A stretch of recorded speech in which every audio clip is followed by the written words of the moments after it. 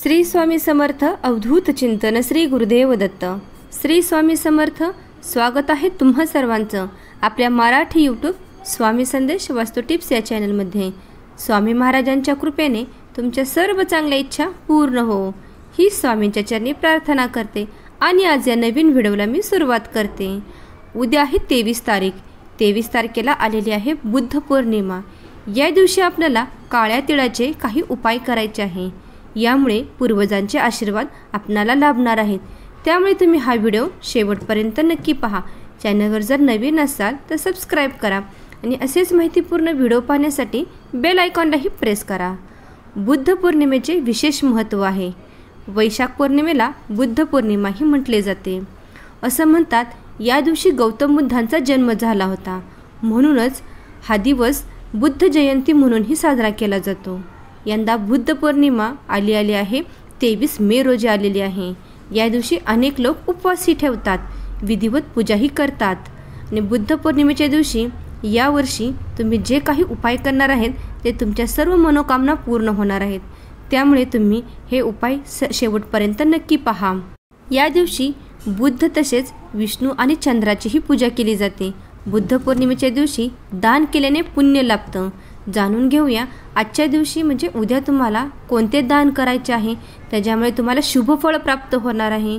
बुद्ध पौर्णिमेच्या दिवशी तुम्ही हे उपाय नक्की करा। आवर्जून सर्वांनी हे उपाय करायचे आहेत। बुद्ध पौर्णिमेच्या दिवशी नदीत स्नान केले जाते। या स्नानाला विशेष महत्त्व असते। यामुळे आपल्या पापातून मुक्तीही मिळते। जर तुम्हाला स्नान करणे नाही शक्य झाले तर तुम्हाला घरामध्ये म्हणजे देवाच्या दुकानामध्ये गंगाजल मिळत असते। ते गंगाजलाचे एक 3 ते 4 थेंब आपल्या आंघोळीच्या पाण्यामध्ये टाकायचे आहे। त्यामुळे तुम्हाला गंगाजलाने जर स्नान केले, त्या 3 थेंब जर टाकून जर तुमच्या पाण्यात तुम्ही जर स्नान केले तर तुमचेही पापापासून मुक्तता होणार आहे। या दिवशी गरजू लोकांना दानही करणं खूप महत्त्वाचे मानले जाते। असं केल्याने तुमच्या ज्या सर्व इच्छाही पूर्ण होणार आहेत व तुम्हाला या कारणाने पुण्यही प्राप्त होणार आहे। बुद्ध पौर्णिमेच्या दिवशी तीळ आणि तेल हे दान करावे, याने सर्व पाप नाहीसे होतात। या दिवशी तुम्ही तीर्थस्थळाला भेट देऊन स्नान करा। ओंजळ भरून काळे तीळ पितरांच्या नावाने अर्पित करा। असं केल्याने कलह आणि अशांतीही दूर होणार आहे। या दिवशी तीर्थक्षेत्राला जाणे तुम्हाला शक्य नाही झाले तर आपण घरातीलच एका तांब्यामध्ये पितरांसाठी ते काळे तीळ घ्यायचे आहेत व तुमच्या ज्या काय मनातील इच्छा अपेक्षा ज्या पितरांसाठी राहिल्या असतील, त्यांच्या पूर्ण करायच्या राहिल्या असतील, त्या बोलून ते काळे तीळ त्या तुम्हाला तांब्यामध्ये टाकायचे आहेत व हे पाणी तुम्ही एखाद्या झाडाला म्हणजे ज्या ठिकाणी तुमचे पिंपळाचे वडाचे जे मोठे काही झाड असतील त्या घराच्या बाहेर जाऊन ते पाणी तुम्हाला तेथे विसर्जन करायचे आहे। ते पाणी घरातील कोणत्याही झाडांना अर्पण करायचे नाही। ते मोठ्या झाडांनाच म्हणजे बाहेरच्या झाडांना पिंपळाच्या लिंबाच्या किंवा वडाच्या अशा मोठ्या झाडांनाच ते पाणी अर्पण करायचे आहे। त्यामुळे तुमचे पितर जे आहेत ते तुम्हाला प्रसन्न होणार आहेत। जेव्हा हे तुम्ही पाणी म्हणजे जेव्हा अर्पण करणार आहात त्यावेळेस तुम्हाला ओम सोमाय नमः, अजून एकदा सांगते, ओम सोमाय नमः या मंत्राचा जप तुम्हाला करायचा आहे। या मंत्राचा जप तुम्ही 3 वेळा 5 वेळा किंवा 7 वेळा सुद्धा करू शकता। यावर्षी बुद्ध पौर्णिमा ही 23 मे रोजी आलेली आहे। या दिवशी तुम्ही सफेद कपडे परिधान करा। सफेद सामग्री वापरून तयार केलेल्या व्यंजनाचे सेवनही करा। असं करणं खूपच फायदेशीर तुम्हाला ठरणार आहे। त्याचप्रमाणे बुद्ध पौर्णिमा जी आलेली आहे त्या दिवशी तुम्हाला शंकराच्या पिंडीला पाण्याचा अभिषेकही करायचा आहे। विधिवत शंकराची पूजाही करायची आहे, कारण की भोलेनाथ हा सर्वात लवकर प्रसन्न होणारा हा देव आहे। त्यामुळे तुम्ही उद्या पौर्णिमेच्या दिवशी आवर्जून तुम्ही शंकराच्या पिंडीला अभिषेक करायचा आहे। जर तुम्हाला जर शक्य असेल तर तुम्ही अगोदर उसाचा रस असतो ना त्या पाण्याने अभिषेक घाला व नंतर स्वच्छ पाण्याने ते धुवून काढा। त्यामुळे तुमचे जे पितर आहेत तेही प्रसन्न होणार आहेत।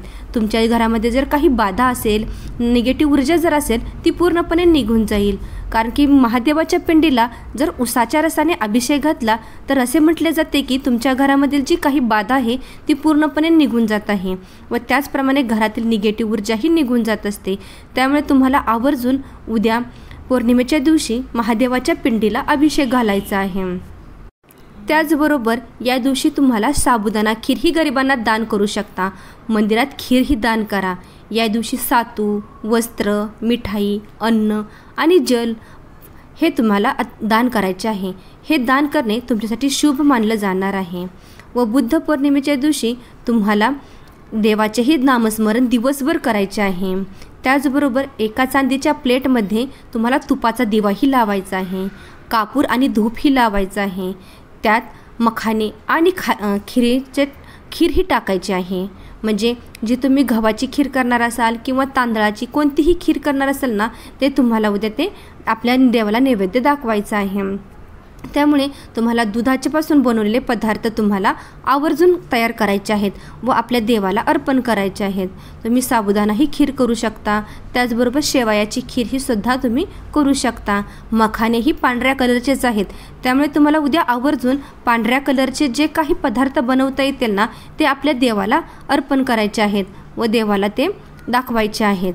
हे सर्व उपाय तुम्हाला जेव्हा आपण तिन्ही सांजेला दिवा लावतो त्यावेळेस तुम्हाला हा उपाय करायचा आहे व धूप व दीप लावून आपल्या घरामध्ये प्रसन्नता वाढवायची आहे।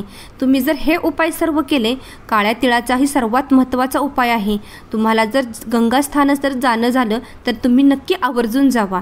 जर शक्य नसेल तर तुम्ही घरातल्या एखाद्या तांब्यामध्ये सुद्धा गंगाजलाचे 2 ते 3 थेंब टाकून ते काळे तीळ त्याच्यामध्ये तुम्हाला जे काही अपेक्षा बोलायच्या आहेत त्या बोलून तुम्ही त्या तीळ त्याच्यामध्ये टाकायचे आहेत व ते पाणी तुम्हाला एखाद्या मोठ्या झाडाखालीच अर्पण करायचे आहे। हे सर्व तुम्ही उपाय केले तर तुमच्या घरामधील जी काही निगेटिव्ह ऊर्जा असेल ती पूर्णपणे निघून जाणार आहे व तुमच्यावर पित्रही प्रसन्न होणार आहेत। पित्रांचा काही दोष असेल तोही 100% निघून जाणार आहे। तर तुम्हाला माझा हा व्हिडिओ कसा वाटला कमेंटमध्ये नक्की सांगा। चॅनलवर जर तुम्ही नवीन असाल तर सबस्क्राईब करा आणि असेच माहितीपूर्ण व्हिडिओ पाहण्यासाठी बेल आयकॉनलाही प्रेस करा। श्री स्वामी समर्थ। अवधूत चिंतन। श्री गुरुदेव दत्त।